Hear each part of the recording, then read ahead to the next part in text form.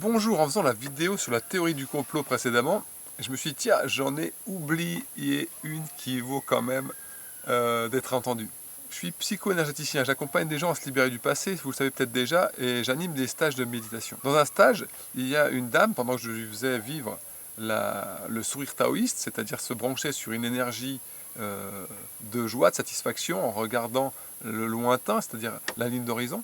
Eh bien, elle me dit, mais à chaque fois, j'arrive pas à me concentrer sur l'horizon, j'arrive pas à garder le sourire taoïste, mon attention se tourne vers une photo. Et donc, il y avait une photo d'une personnalité mystique qui donne des enseignements et qui draine un max de monde. Et il y avait sa photo comme ça dans la vitrine de l'armoire. Et elle me disait, quand je vois cette personne, eh ben, ça me prend au niveau du cœur, je me sens attiré et du coup, j'arrive pas à me concentrer. Je dis, bon, bah, peut-être que tu as un élan de dévotion ou un élan pour être guidé dans ta pratique spirituelle.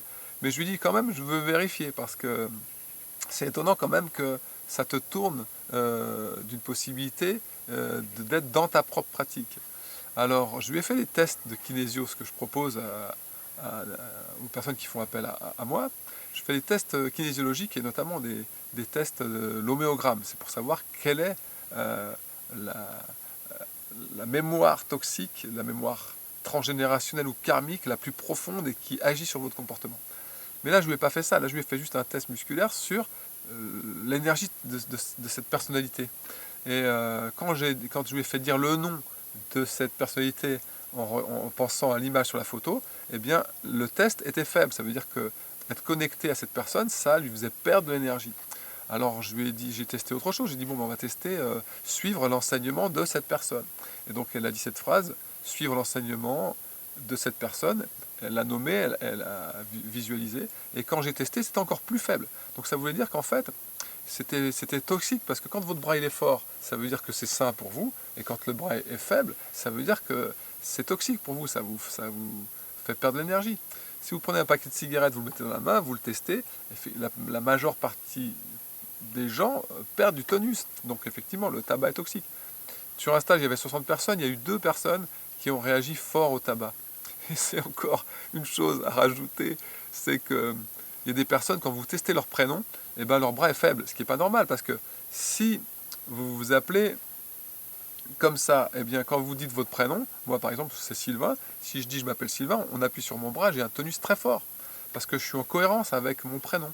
Alors il y a des gens qui ne sont pas en cohérence avec leur prénom, c'est normal, parce qu'ils ont eu des surnoms, ou c'est le prénom de quelqu'un qu'on leur a donné, et il y a une charge émotionnelle de quelqu'un, donc ils portent le poids du passé d'une autre personne.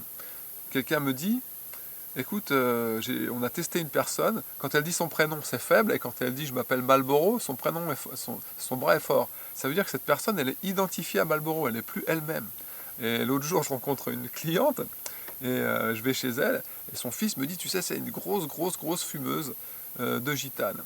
Et je pensais plus à tout ça, et je lui fais le test sur son prénom pour faire un test neutre, pour lui montrer que, en fait, quand on est en cohérence avec quelque chose, le bras est fort. Je teste son prénom, et là c'est très faible. Et je me dis, ah, il y a un bug, ton prénom est faible, il faut déjà régler ce problème. Et tout d'un coup, je me rappelle qu'elle est une grande fumeuse, et je lui teste, je m'appelle Gauloise, et là son bras était fort.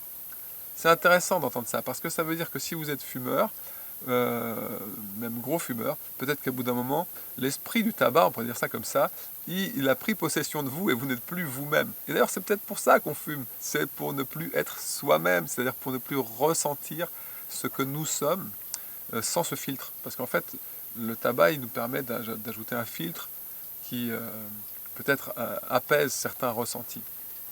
C'est un autre sujet. Enfin, voilà, c'est très intéressant de voir comment certaines énergies nous influencent et nous détournent de notre être-té, de notre nature profonde, d'accord, et même de la joie. Voilà, cette personne, on a mis euh, un voile sur la photo de cette personnalité mystique, et comme ça, après, elle a pu se concentrer sans avoir son énergie qui était déviée. Mais c'est quand même assez dingue, parce que ça la prenait au cœur, et donc elle prenait ça pour un élan de dévotion. Mais c'était peut-être simplement une espèce d'absorption d'énergie juste avec une photo, vous vous rendez compte? Donc ça veut dire qu'il faut rester vigilant, et que il faut vérifier, il faut demander à votre inconscient ce qu'il en pense. Parce que le reste, c'est des idées, quoi. Et moi, quand on me dit quelque chose, eh ben, j'essaie de l'expérimenter, soit par la méditation, ou soit en faisant des tests de résistance musculaire pour vérifier si c'est sain ou si c'est toxique pour moi. Voilà, alors on peut le faire pour vous à distance, c'est une chose qui est faisable, même si ça paraît curieux. Voilà, si vous voulez des infos là-dessus, vous pouvez me contacter, il n'y a aucun souci, je vous répondrai. Ciao, tout de bon.